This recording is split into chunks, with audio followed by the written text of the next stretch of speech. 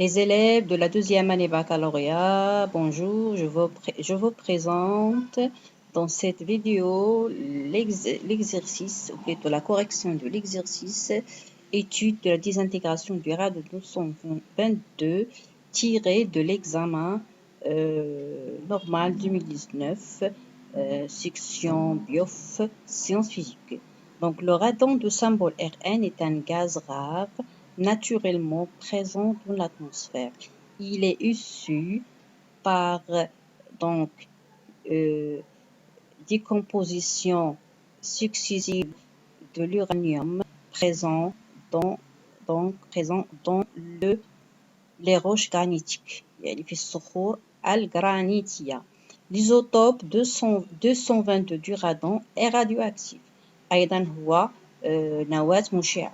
On se propose d'étudier dans cette partie la désintégration nucléaire de cet isotope. Voilà.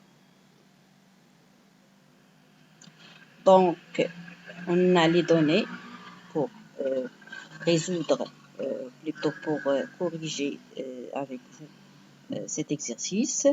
Les données donc, on a les données. Donc, la demi-vie du radon 122 était un demi 3,8 jours. Voilà.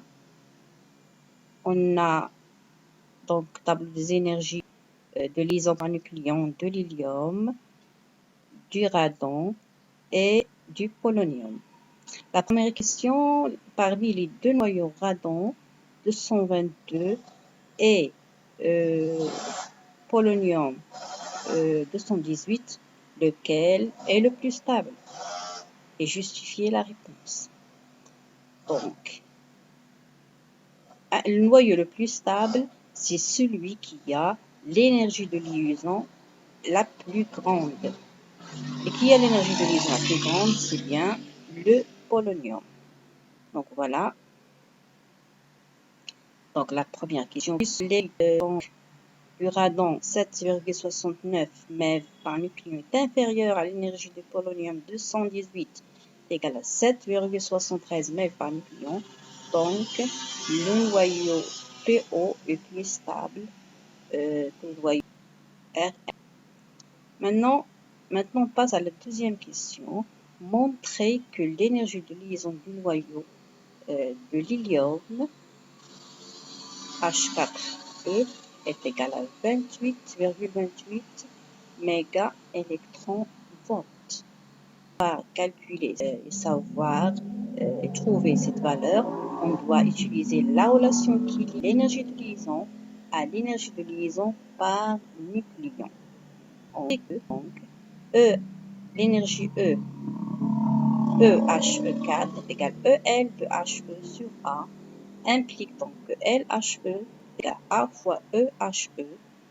Donc, en faisant l'application numérique et en remplaçant E par 7,07, on trouve bien la valeur qui est donnée, qui est 28,28 mégaélectronvolts.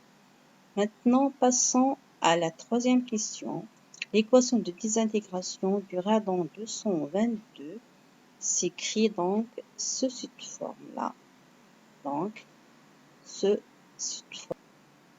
la question est choisir la réponse juste parmi les propositions suivantes. Est-ce que l'énergie libérée lors de la désintégration d'un noyau de radon 222, est-ce que c'est 22,56, 6,24 ou 3428? Donc, il faut choisir la bonne réponse. Mais avant de choisir, il faut calculer cette énergie. L'énergie libérée lors de la désintégration d'un noyau ou lors d'une réaction nucléaire en général, c'est la somme des énergies de liaison des réactifs, moins la somme des énergies de liaison des produits. Et ce qu'on va appliquer ici, le réactif c'est Rn et le produit c'est le polonium et He. Voilà. On applique donc la relation. ERN c'est E libéré c'est E, Rn moins ELPO plus ELHE.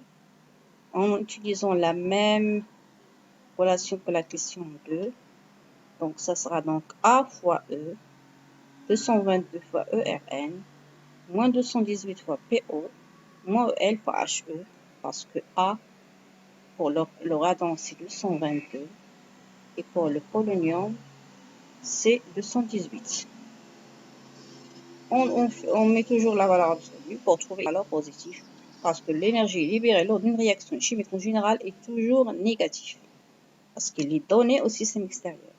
Donc, ceci implique donc que E libéré, c'est 6,23.